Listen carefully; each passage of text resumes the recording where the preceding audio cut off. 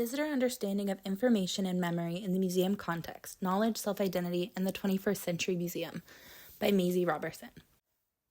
Because people form their understanding of the world and themselves based on the information and memories that museums exhibit, museums have to appropriately contextualize those memories. Crane says that, in a theoretical sense, museums represent an organizational principle for the content of cultural identity and memory. She discusses the idea that museums are essentially a storehouse. They're taking ideas and objects and these cultural items and fixing them in time and in space. And when taking in memories, which is this ongoing thing, they're creating a static understanding of it. These static memories then go on to be the memories that people remember. They end up influencing how people remember events and how they view themselves because of that. This can become an issue. So Arnold de Semen says that museums and memorials are really the main institutions today where people go to remember and practice remembering. And so what you have is these crystallized memories that people are reviewing, these static things. And this really influences how they end up understanding those events and understanding themselves.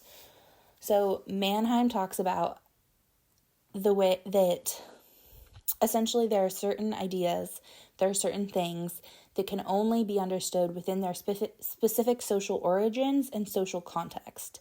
That because people are not solely influenced by themselves and by their own experiences,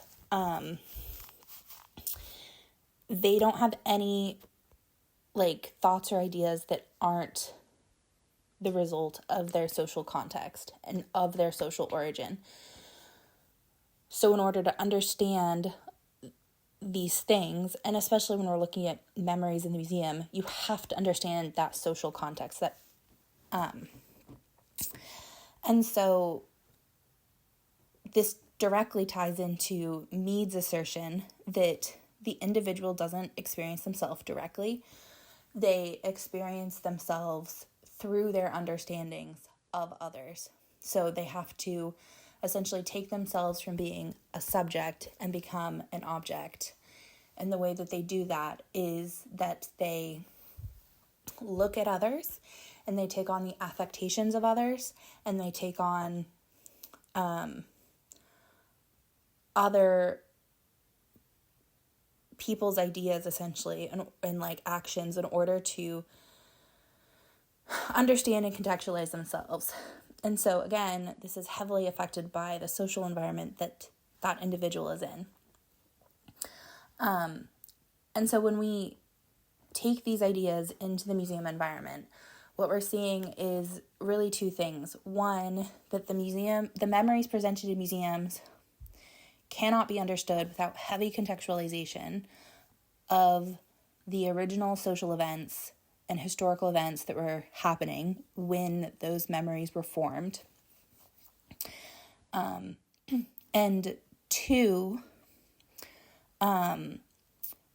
people are taking on these ideas and they're creating their own sense of identity from that. So people go into museums in order to learn, gain knowledge, whether that's about the world, about their community, about their nation, whatever.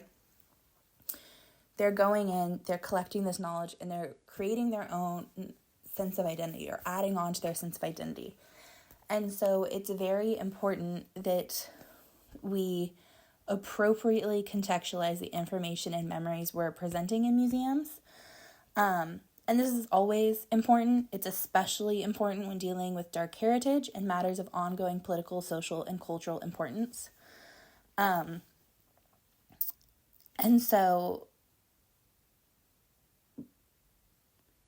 we don't want to end up with a situation where we're presenting these inherently flawed ideas for people to consume because these memories have been removed from context, which inherently we're doing by having them in a museum. And these ideas, these issues raise certain questions. Who are we catering to as museums? How does that affect how we contextualize information and memories? What are our responsibilities in collecting and hosting these memories? And how do we appropriately contextualize them, and what are our responsibilities in that? And then how committed are we to telling the truth, and what are our goals in displaying these memories, artifacts, exhibitions?